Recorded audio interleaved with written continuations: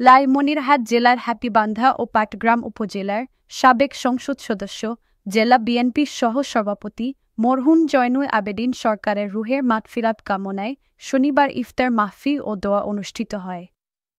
অনুষ্ঠানে উপস্থিত ছিলেন বিএনপির কেন্দ্রীয় নির্বাহী কমিটির সদস্য ব্যারিস্টার হাসান রাজীব প্রধান, জেলা বিএনপির সহসাধারণ সম্পাদক রফিকুল ইসলাম, উপজেলার বিভিন্ন রাজনৈতিক, পেশাজীবী প্রতিষ্ঠান প্রধান, এলাকার গণ্যমান্য ব্যক্তিবর্গসহ কয়েক হাজার লোকজন। এ সময় মরহুম জয়নুল আবেদিন সরকারের ছোট ছেলে ইঞ্জিনিয়ার শাহাদাত ফেরদৌস বাবু তার বাবা ও পরিবারের জন্য দোয়া কামনা করেন। আল্লাহ মরহুম জয়নুল আবেদিন সরকারের যে ছেলেরা আছেন, যারা প্রজন্ম আছেন, এদেরকে তুমি হেফাজত করো আল্লাহ। আল্লাহ এদেরকে তুমি সৎ পথে পরিচালিত করো, মানুষের কাজে লাগার তৌফিক দান করো। পরে মরহুমের বড় ছেলে এম শাহেদুজ্জামান কোয়েল দোয়া ও ইফতার অনুষ্ঠানে উপস্থিত হওয়ায় তার পরিবারের পক্ষ থেকে সকলকে কৃতজ্ঞতা ও ধন্যবাদ জানান।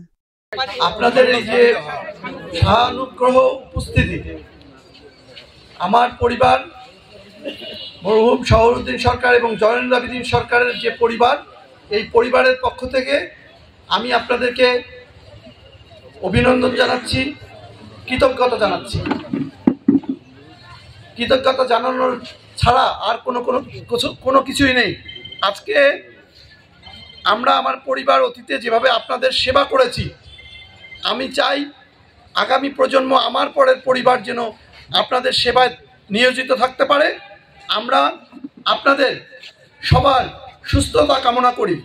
আমরা এই কামনা করি যে হাতীবান্ধাবাসী, হাতীবান্ধার উপস্থিতি সবাই যেন ঐক্যবদ্ধ থাকে, দল মত নির্বিশেষে।